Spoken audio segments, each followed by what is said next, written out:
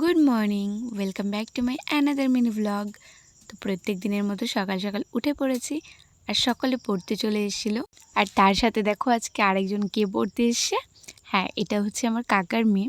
আর ও দেখো এত দুষ্টু, সবার বই খাতায় খালি দাগাচ্ছিল, কিন্তু এই পেনটাতে কালি ছিল না। ও ঘুরে ঘুরে সবার বই খাতা দাগাচ্ছিল। দেখো মানে কী দুষ্টু হয়েছে। আবার ওর পায়ে একটুখানি খোঁচা লেগে গেছে, তাই জন্য ওকে আবার শার্ট করেছে দেখো। তারপরে আমার পড়ানো কমপ্লিট হয়ে গেছিলো, তো আমার আরেকটা ব্যাচকে পড়ানোর জন্য আমি বেরিয়ে পড়েছিলাম। তো আজকেও নিয়ে নিয়েছিলাম সাইকেল। তো এত রোদের মধ্যে হেঁটে যাওয়া অসম্ভব, ওই জন্য আমি সাইকেল নিয়ে নিয়েছিলাম পড়াতে। জানো তো, এটা হচ্ছে আমার হ্যাবিট হয়ে গেছে এখন পড়াতে যাওয়ানোটা। তো যেই দিন আমার ছুটি থাকে সেই দিন আমার একটুও ভাল লাগে না, বাড়িতে মনে হয় যেন আমি বোর হচ্ছি। তো ওদের পড়াতে পড়াতে আমার ওদের সাথে একটা আলাদাই বন্ডিং তৈরি হয়েছে। তো ওদেরকে ছাড়া আমার একটুও ভালো লাগে না। আর এই দেখো এখানটাতে কত ড্র্যাগন ফল গাছ ছিল। তো এখানে প্রচুর ড্র্যাগন ফল হয় কিন্তু। তারপরে আমি চলে এসেছিলাম ওকে পড়াতে। আর ও দেখো এখানে গরমের জন্য পাউডার রেখেছিল সাথে, আর নিজের গলায় মেখে নিয়েছে যাতে একটু ঠান্ডা লাগে, কারণ ওদের ঘরটা তো টিনের, অনেক গরম লাগে। আর এই টাইমটাতে বেশি গরম হয় ওই জন্য। আর এদিকে দেখো আমার অবস্থা, পুরো ঘেমে একাকার হয়ে গেছি আমি। তারপরে ওর পড়ানো কমপ্লিট করে আমি চলে গেছিলাম বাড়িতে।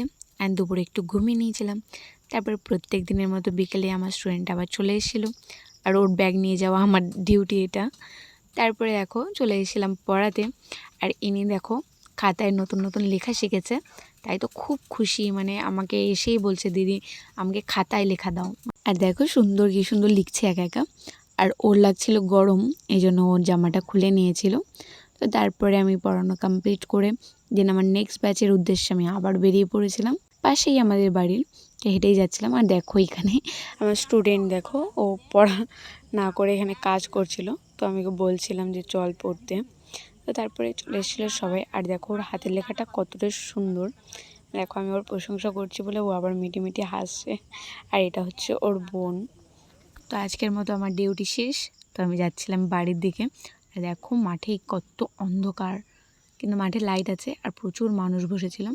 তো তারপরে আমি চলে যাচ্ছিলাম বাড়িতে। তো আজকের মতো এইটুকুই, বাই।